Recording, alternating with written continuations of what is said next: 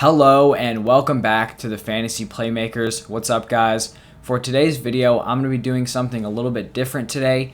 I'm going to be taking two guys that are currently very close together in ADP, and I'm going to be breaking down each guy. And so the two guys I'm going to be talking about today, it's going to be Nick Chubb and Austin Ekeler. So I'm going to be reviewing their 2019 season, 2020 season, my expectations for them in 2021. And this video isn't for me to tell you guys who you should be picking. It's just for me to present all the information so you guys can make the most educated decision for yourselves in your drafts this year. If you guys are watching this video and are enjoying the content, make sure you leave a like and subscribe. That really helps support the channel. And also make sure you guys let me know your thoughts down below. Let me know who you're going to be taking. Is it going to be Nick Chubb or is it going to be Austin Ekeler? And then let me know your reasoning. I'll make sure to get back to you. But let's get into it. I'm just going to give you guys what their current ADPs are. So right now, Nick Chubb is going as running back 10 and Austin Ekeler is going as running back 11. So you have Austin Ekeler just going one running back spot after Nick Chubb, so obviously very close together. Both guys are currently being picked at the end of the first round or very beginning of the second round, so they're just very close together in terms of ADP right now. All right, so I'm going to talk about the 2019 season first. In 2019, Nick Chubb was the RB10 in points per game, and Austin Ekeler was the RB7. And when I'm talking about points per game, I'm going to be using half-point PPR scoring, just so everybody knows. And so Chubb in 2019 ran for 1,494 rush yards and 8 rushing touchdowns while catching 36 passes for 278 receiving yards. And he really just dominated on the ground. He was number 1 in breakaway runs, number 2 in evaded tackles, number 2 in yards created. So he was elusive when he was running, and he was just getting a ton of volume and obviously produced, rushing for almost 1,500 yards. And kind of almost the total opposite of Nick Chubb, we had Austin Ekeler, who ran for 557 yards and 3 touchdowns, but he really got all his production in the receiving game. 92 receptions for 993 yards and 8 touchdowns. Those are basically like wide receiver numbers, which is pretty wild coming from a running back. He was number 2 in targets, receptions, and receiving yards amongst other running backs. Obviously, that was Christian McCaffrey coming in at number 1 for all those slots. But to be up there with Christian McCaffrey just shows how impressive Ekeler was as a receiver. And among running backs, he was number 1 in yards per touch, so just very efficient. It definitely helps that most of his work came from the receiving game, but that's obviously great to see. That shows how valuable he was to his team. You know, when he was getting the ball, he was getting a lot of yardage and really helping them out.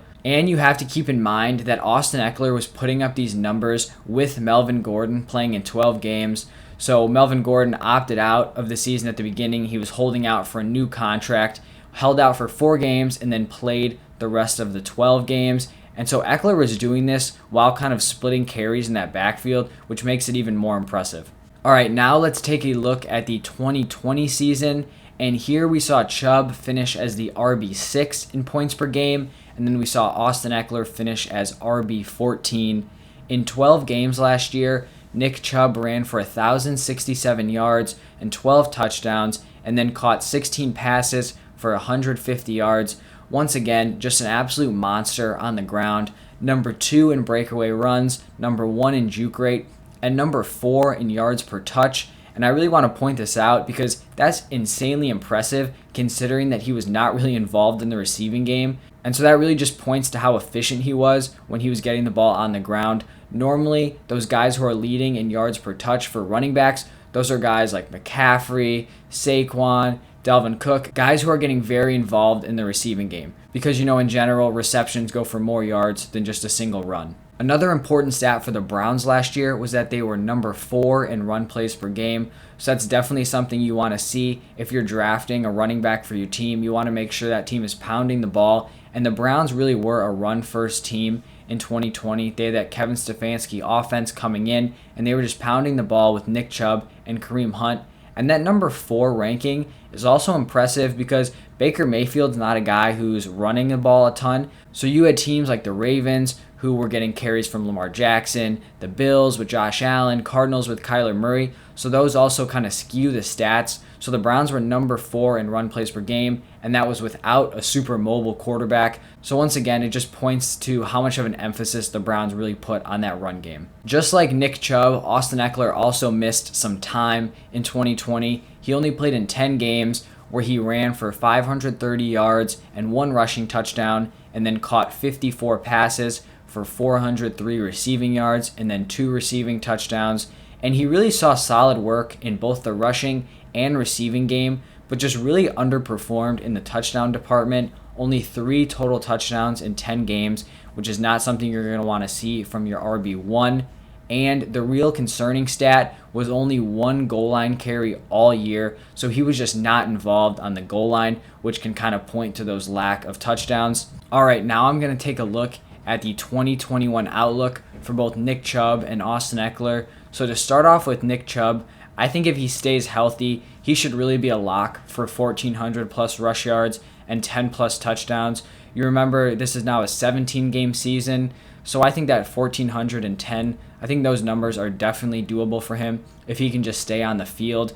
And for Chubb, the real issue is he doesn't have a lot of potential in the receiving game. Kareem Hunt is basically the clear receiving back on that team, and he's just the better option at that role. But so I think between the two, I think Nick Chubb is definitely the safer option just because you know exactly what you're going to get in terms of his rushing performance and his touchdowns. But now for Austin Ekeler, I think if he stays healthy, he should be around 900 plus rush yards, I think 80 plus receptions, and 600 plus receiving yards. The real question with Austin Ekeler is going to be his touchdown production. I think he should definitely have a higher touchdown efficiency in the receiving department than he did in 2020. I mean, the lack of touchdowns in the receiving game was just crazy from 2020 when you look back at how well he did in 2019. So I think that number should definitely go up. But the touchdowns in the run game is definitely still up in the air. The Chargers have a new coaching staff. They hired the former Rams defensive coordinator as their head coach. Anthony Lynn is no longer there. And then they also hired the former Saints quarterback coach to be their offensive coordinator. And so the reason why I think Austin Ekeler wasn't really utilized on the goal line last year is he doesn't have that prototypical goal line size back. You like to see a running back who's 210, 215, 220 pounds down at the goal line. Austin Ekeler is like right around that 200-pound mark, so he's not a huge back. But when you look at the rest of the Chargers running backs, Justin Jefferson isn't any larger than Austin Ekeler, and then second-year running back Joshua Kelly is a little bit bigger than both those guys, but he really didn't impress in the touchdown department either. He got some more opportunities in the red zone and the goal line and just didn't really produce. And so I definitely think Ekeler does have potential to step into that goal line role. And I mean, even if Austin Ekeler only gets 50% of the goal line work, I think he's still going to be a crazy value at his current ADP. All right, to wrap this up, when I'm looking at Nick Chubb and Austin Ekeler, I think in standard scoring, so no points per reception, I think I personally would have to go with Nick Chubb just due to his rushing yardage and his touchdown reliability. You know exactly what you're going to be getting from him.